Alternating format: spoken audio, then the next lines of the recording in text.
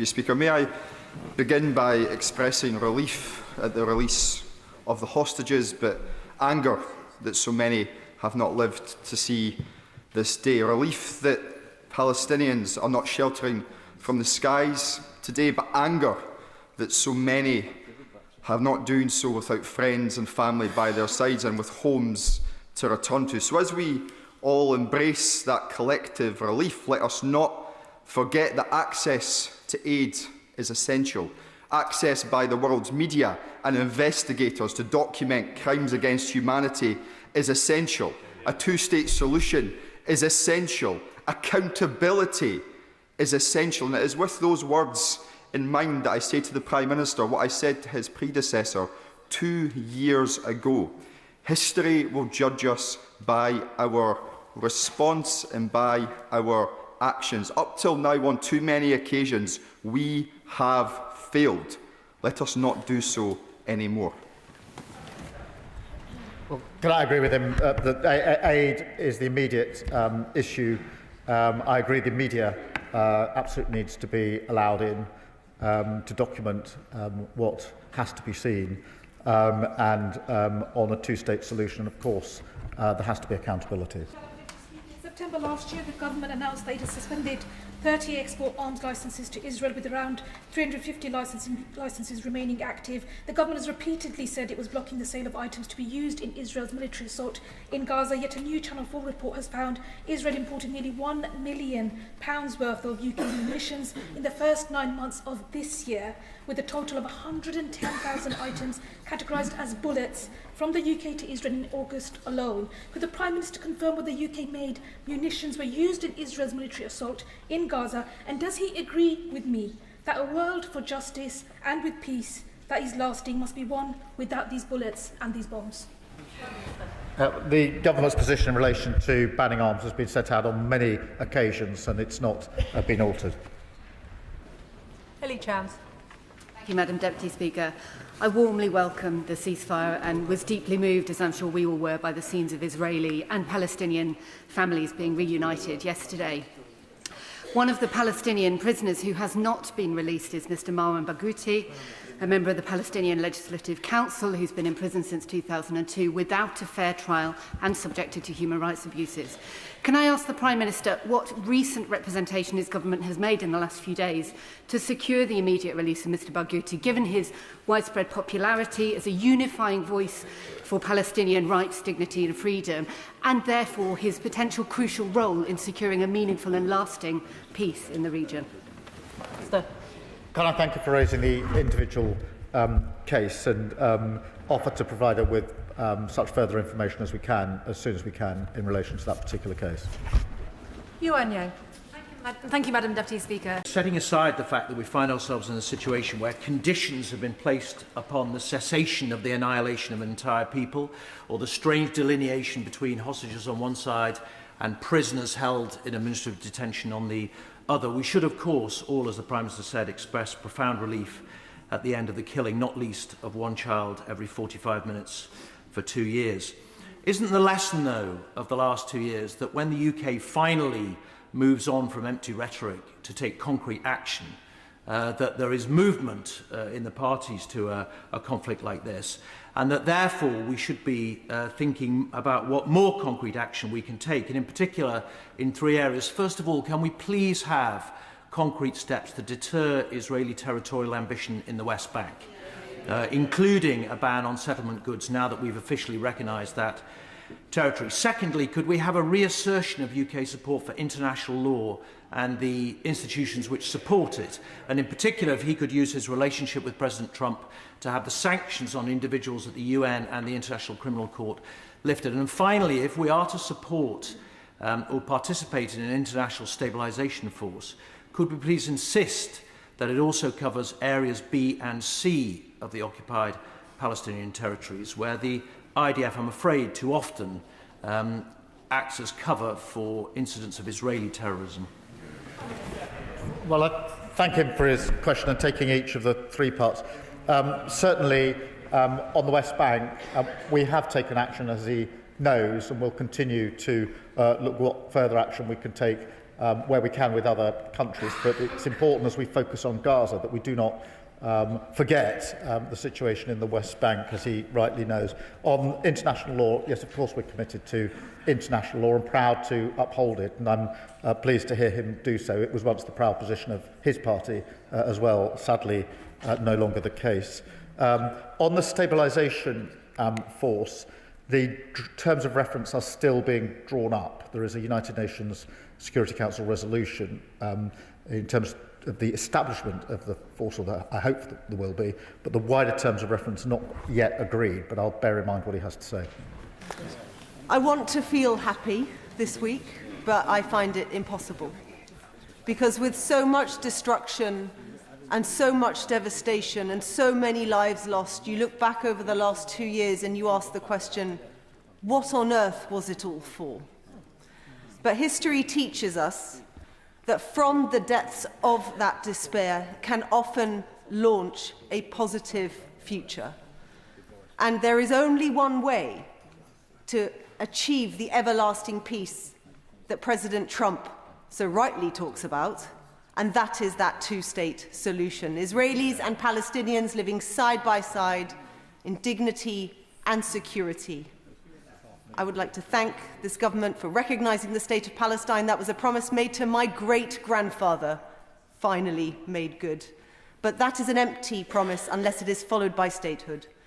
So my question is simply to the Prime Minister, will he make the Palestinian state a reality, and will he give it his personal attention over the course of his premiership so that this is the last time we see this devastation, not the repeat of that ever cycle of violence that we have always seen from the past? Can I firstly acknowledge the impact that this has had on the honourable member and her family, an extended family, that is evidence of the despair that she rightly describes, and we must, from the depths of that despair, build a better future. I do believe that is only going to be lasting if we have a two-state outcome, and we've seen too often in the past what appears to be a step forward and is rightly seen as a point of relief only for things to fall back. And I give my personal commitment that we will work tirelessly to ensure that this time we build on the signing of the agreement yesterday through all the work that's going to have to be done along the way until we get to that final lasting solution, which will have to be a two-state solution. Part of the House, Sir Edward Lee. Beneath all the peace rhetoric, the brutal Hamas regime was openly executing people yesterday and refused to give up their weapons. Prime Minister Netanyahu has said he's going to remove them by force if necessary. He refuses to accept a state in the West Bank. I mean, it may be naive, but cannot both sides of the House unite in saying that we are absolutely, completely committed to creating a Palestinian state in the West Bank? This is their God-given right, and it's the only way we're going to end this cycle of despair and violence. That sounds like the old Tory party I used to know, and I'm really pleased to hear it, because it is only, in a sense, by uniting across this House in the face of a conflict that's gone on for far too long and being clear-eyed about the only way there can be peace that is lasting, that we will be able to play a full part as our country in bringing that about. And I welcome the old tone and the old content that I just heard. Andy MacDonald. Thank you, Madam Deputy Speaker. I very much welcome the Prime Minister's statement, and we all achingly welcome the long-force ceasefire in Gaza and the safe return of prisoners and hostages. But does the Prime Minister share my concern that the 20-point plan is without Palestinian input? Will he acknowledge the need for Palestinian self-determination, their consent for any governance or stabilisation arrangements? Will he ensure the continued pursuit of war criminals? And will he work to achieve an end to Israel's illegal occupation of all Palestinian territories and the full engagement of a sovereign Palestinian state? Prime Minister. Can I just be clear on the 20-point plan? This was widely and warmly received by so many countries yesterday. He will have seen the representation at Egypt for the summit yesterday, including the Palestinian Authority, and therefore it is really important that when we get an achievement like this, that we now focus on implementing it rather than trying to unpick it. In relation to the two-state solution, I think across this House, by and large, there is agreement that there won't be lasting peace without a two-state solution, and therefore we must act to implement the 20-point plan, but we must also, as the plan itself envisages, work towards a two-state solution and not lose sight of that goal. Deputy Speaker, and I very much welcome the Prime Minister's statement today. After 2 years of relentless genocide committed by Israel, killing many tens of thousands of innocent people, a ceasefire is a historic and hopeful moment, even though it took far too long to achieve. Watching released Palestinians and Israelis reunite with their families yesterday was deeply moving. But Palestinians are far from free. Their rights are still being denied. They are still living under occupation. They will continue to suffer. Does the Prime Minister agree with me that Palestinians must be able to exercise their right to self-determination, and Israel must face accountability for its crimes against them? And what action will he take to make this a reality? Minister.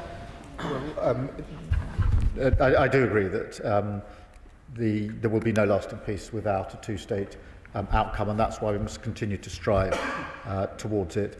And of course there must be accountability for all of those that have committed atrocity, including those that were involved on October the 7th. Adnan Hussain. Thank you, Madam Deputy Speaker. I press the Prime Minister, does he agree that real lasting peace can only be achieved if there is accountability and justice? Overwhelming international consensus, both legal and scholarly, conclude that Israel's actions in Gaza were genocidal. Does the Prime Minister agree that the perpetrators of genocide must face justice? And what steps will this government take to ensure justice is achieved? Prime Minister. Well, I agree that accountability is important. Of course, justice is important in the Middle East, and we are strong supporters of international law and the role that needs to play in relation to justice in the region. Pick up on that, and then we can work actively with others. Thank you. Rachel Maskell. Thank you, Madam Deputy Speaker. I thank the Prime Minister for his statement today and also for this peace. May it be long-lasting. Over 1,700 health workers have lost their lives in Gaza, and many more have been physically and psychologically traumatised by the conflict. There aren't the health workers now to provide the health care which is needed at this urgent time.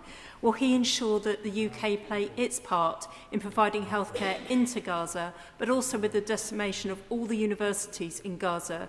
May we play a part too in training the healthcare workers of the future? Thank you for that question. It's a really important point.